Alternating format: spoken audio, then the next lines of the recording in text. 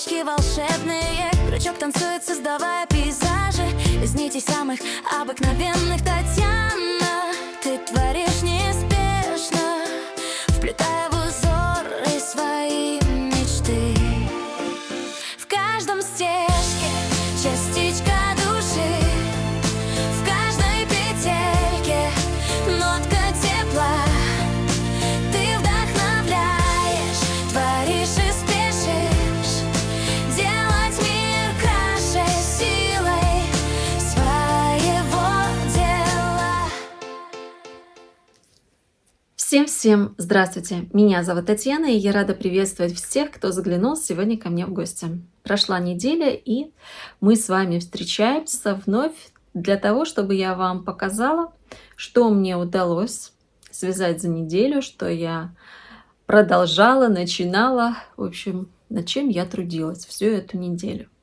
Те, кто следит за мной постоянно, знают, что у меня в проекте 2 плечевых изделия, 2 джемпера абсолютно разных, и по технике, инструмент, техника, пряжа, все разное.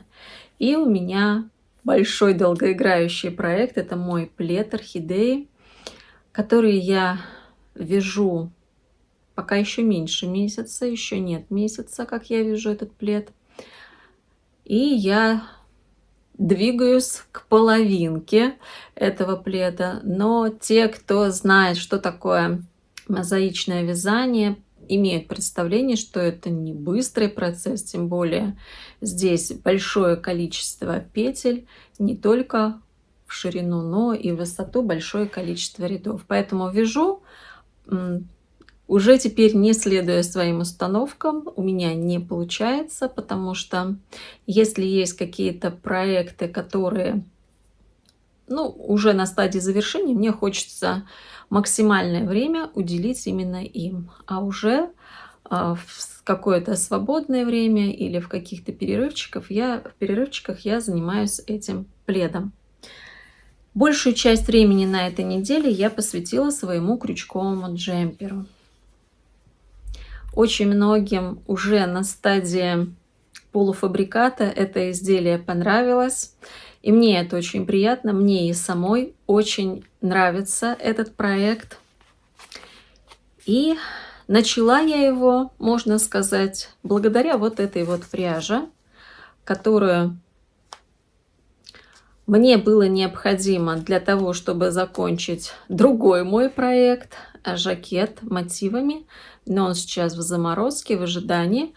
И эта пряжа была из другой партии, соответственно, из других материалов, и она отличалась, полностью вообще отличалась. Но сама по себе пряжа — это дорогая достаточно пряжа, учитывая тем более, какими путями она ко мне ехала.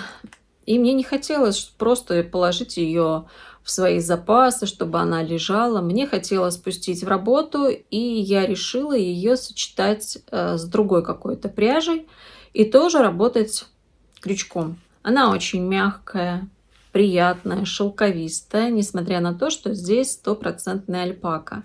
Это альпака от фабрики Sadness Garn, альпака Folgetrad.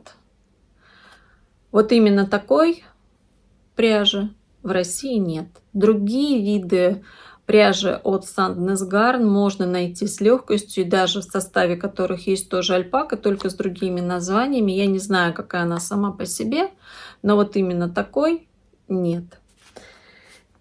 И к ней я решила добавить 100% меринос, очень известный, от фабрики Talegna. Это артикул Harmony. Очень известный меринос, 100% меринос.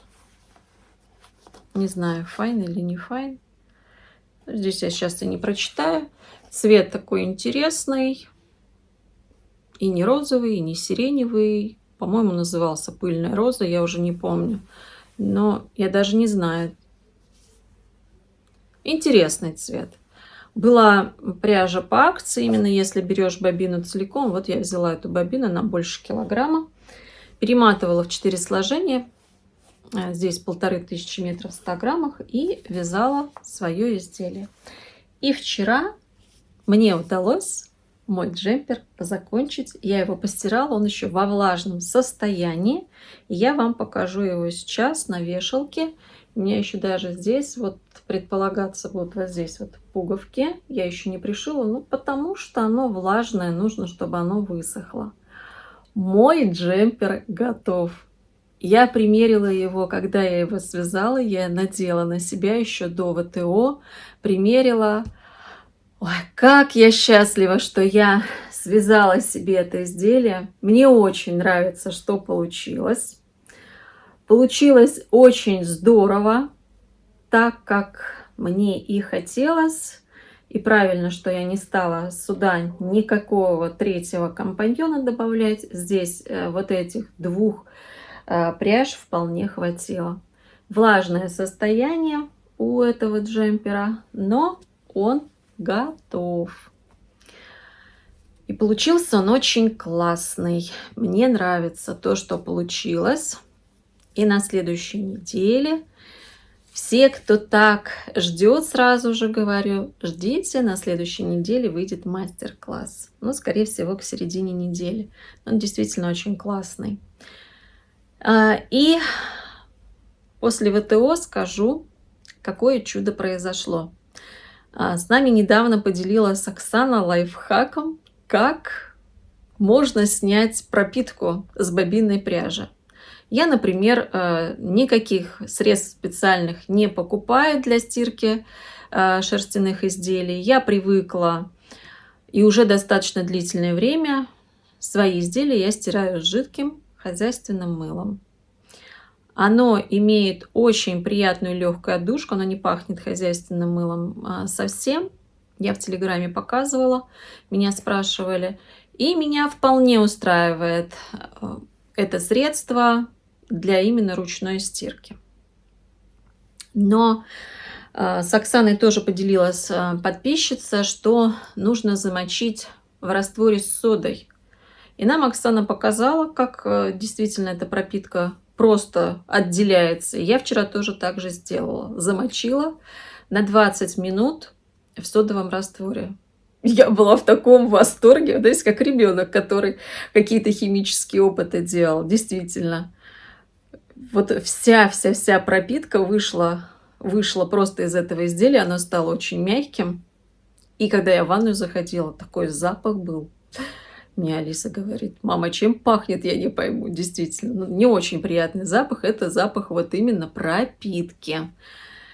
Теперь остался только сейчас запах шерсти мериносиком.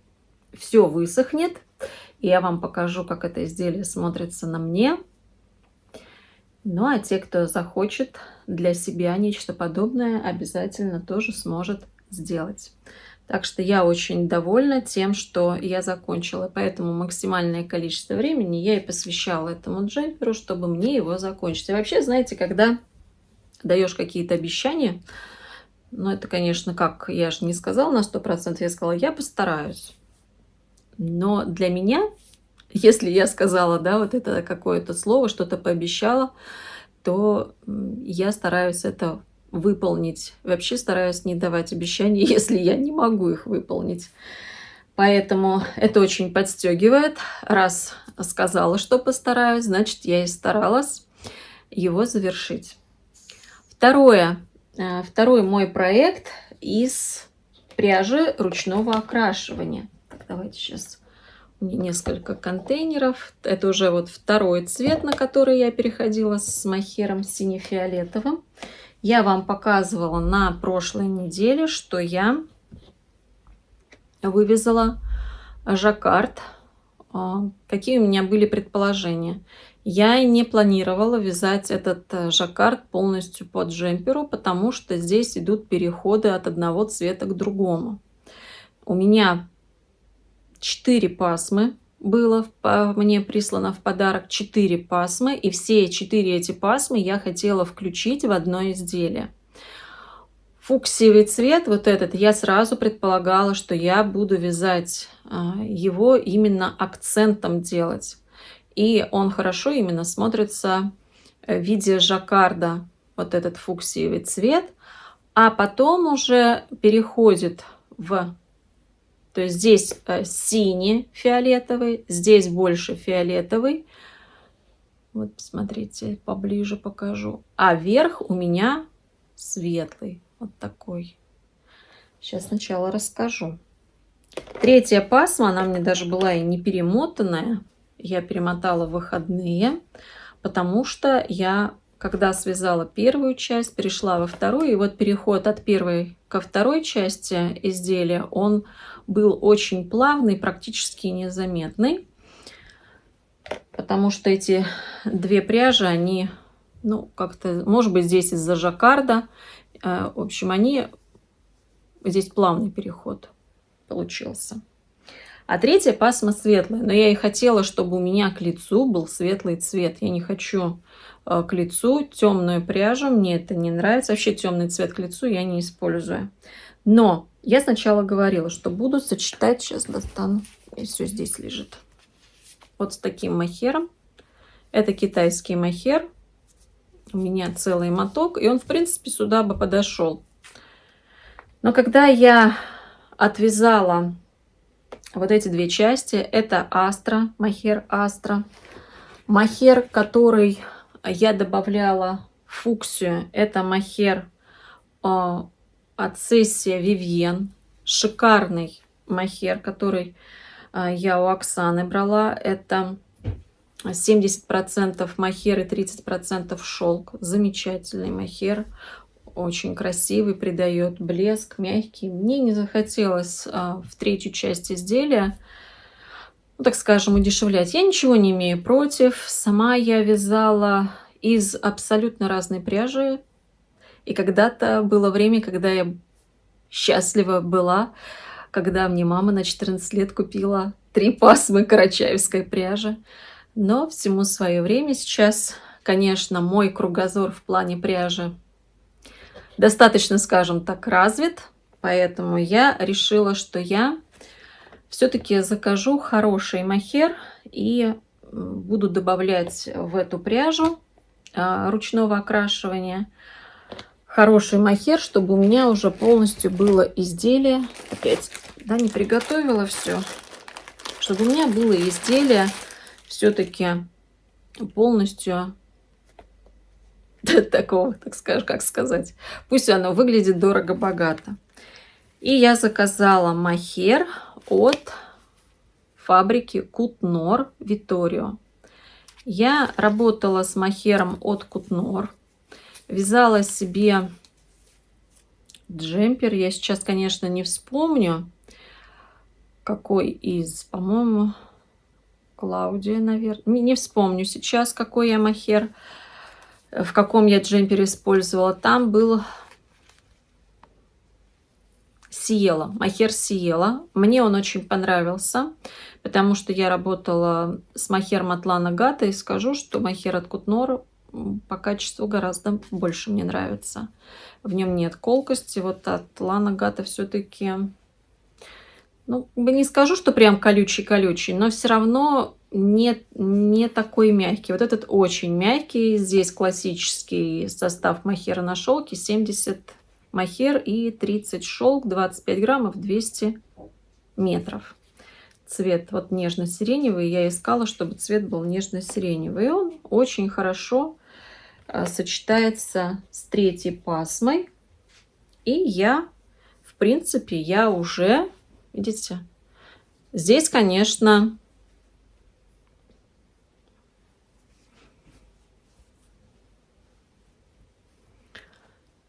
сразу же, да, такой переход, но цвет светлый. Это спинку я вам показываю, а это вперед. И я уже вывязала вверх. Единственное, что я думала, что будет вот эта часть чуть повыше, да, потому что у меня как-то вот 15 сантиметров, но мне такой длинный джемпер не нужен. Поэтому у меня вот здесь как бы верх уже тоже связан. Мне остались только рукава, и я думаю, что тоже совсем скоро это изделие будет в разряде готовых. Ну, я хочу, чтобы оно было в разряде готовых уже совсем скоро. Да, здесь получился переход. Ну, я, в принципе, и знала, что это будет такой переход. Но мне нужен именно верх светлый. Я хотела все 3 цвета использовать. Пока сейчас не говорите мне, что не идет или еще чего-то. Вот будут уже рукава и цельные изделия. Все равно в любом случае джемпер будет вот в 3 этих оттенках, как я и хотела. Вот этот цвет мне, кстати, очень нравится. Здесь такой нежный переход. И сиреневый, и розовый, и немножко даже как бы голубой оттенок. Очень тоже красивый. И этот мохер прекрасно подошел. Он очень мягкий, как и здесь, во всем этом джемпере. И поэтому, да, так как я вязала этот джемпер, видите, он какой длинный у меня. То есть мне этой длины вполне достаточно. Я его, правда, когда уже стала, да, немножко мне так кажется, что он широкий. Ну, в общем, оверсайз будет. Ну, ладно, про себя думаю уже, конечно. Я тут подгоняла, потому что под раппорт. Но ничего. Может быть, после ВТО немножечко еще сожмется, я не знаю, посмотрим. Все-таки здесь мохер. Поэтому, так как я вязала и первый, и второй джемпер, я не стала начинать еще один, который я так очень хочу. И интерес у меня не пропал к моей хурме. Но я решила, что я не буду растрачивать свои силы на 4 сразу проекта. Я лучше довяжу, да, вот эти вот свои джемперы, а потом приступлю к новому изделию и буду отдавать уже, да, ему, так скажем, свои силы. Поэтому не начала я этот проект, но вот когда будет неделя, новая неделя, я обязательно начну. Был тут момент, я хотела начать вязать спинку, потом думаю, нет, надо довязывать то, что есть. И мой плед. Вы знаете, я на этой неделе связала очень мало рядов. Я даже вам сегодня не буду показывать этот плед в полный размер. Я провязала всего 15 рядов на этой неделе. Я себе так думаю, так, если я свяжу 20 хотя бы, да, до 170 дойду ряда, уже неплохо. И я думала действительно, что в субботу я буду вязать этот плед и свяжу даже не 170, а больше. Ничего подобного. Вся суббота у меня ушла на крючковый джемпер. И я уже не стала его бросать, потому что я понимала, что остается немного. И лучше я доделаю, постираю, и это изделие уже будет в разряде готовых, потому что тоже хочется, чтобы было готовое изделие. А плед уже, да, буду заниматься вот сегодня в воскресенье, буду им заниматься вязать. Ну, свяжу сколько-то рядов. Поэтому пока, да, я же говорила, 2 месяца. Ну, не знаю, конечно, за 2 месяца свяжу ли я его, не знаю. Меня же никто в спину не гонит, с одной стороны. Это мне самой очень хочется этот плед вязать, потому что когда в пледе есть какой-то узор, какой-то орнамент, тебе очень интересно. Это даже связано, когда мы вяжем какой-то узор или лицевую гладь. Что быстрее прибывает? Когда мы вяжем узор, потому что один раппорт сменяет другой. И здесь тоже так же, да, когда больше открывается, интересно, а как дальше, а как дальше? Теперь самое главное, чтобы хватило пряжи. Но я надеюсь, что хватит, потому что я опиралась на опыт девочек, которые вязали пледы в подобной технике. И они говорили, что у них основного цвета уходило где-то 200 кг. А дополнительный цвет, да, вот этот, который мы используем, контрастный, меньше даже килограмма. Поэтому я очень надеюсь, что что мне хватит. Потому что вначале идет больше используется основной цвет, а уже дальше выше будет больше использоваться розового цвета. Ну ладно. Потому что, не дай бог, потом будешь искать эту пряжу. Днем с огнем не сыщешь. Но я надеюсь, что все-таки я уложусь в те килограммы, которые я заказала. Потому что я заказала 3 килограмма пряжи. 2 основного цвета и... Нет, не 2, я вру. 1,5 килограмма я заказала основного цвета. Надо посмотреть по своим покупкам, что сейчас гадать. Вот так прошла моя вязальная неделя. С готовыми работами, с хорошими продвижениями, но без начинания новых проектов. Бывает, знаете, когда очень хочется и есть желание начать, но ты понимаешь, что это будет просто тормозить остальные все проекты. Хотя очень интересно, когда у тебя несколько проектов в работе, и ты переходишь от одного инструмента к другому, от одного цвета к другому, и разные узоры. Это, конечно, все замечательно и здорово. Раньше я всегда была однопроцессницей, как и многие скажут. Один процесс начала, закончила, и только потом приступила к следующему. А вот когда я стала вести свои каналы, я уже стала разводить процессы. Но все равно много я процессов не развожу, потому что я понимаю, что разбрасываться на много процессов у меня нет возможности. И мне не хочется, чтобы у меня терялся интерес к моим работам. Поэтому сейчас я понимаю, что самое максимальное и оптимальный вариант – это цифра 3. 3 проекта в работе. Причем, да, если один из этих проектов может быть таким затяжным, как вот, да, у меня плед. Это затяжной проект, который будет передвигаться из раза в раз. И это я прекрасно понимала, когда начинала этот большой проект. И хочется, конечно, хочется, но и вязать один плед я не могу, я устану. Я сейчас стала понимать, что от одного проекта я устаю. Мне нужна цветотерапия, переход от одной краски к другой. У меня, видите, и проекты такие появляются тоже с разными красками. Наверное, это тоже все неспроста, это как призыв души, наверное. Ну что, мои хорошие, на этом сегодня все. На следующей неделе будут обязательно новые проекты. Но один-то точно будет. И у меня уже зарождается идея на фуксиевую пряжу. Вот у меня появилась идея, я ее сейчас продумываю параллельно с теми проектами, которые я вяжу.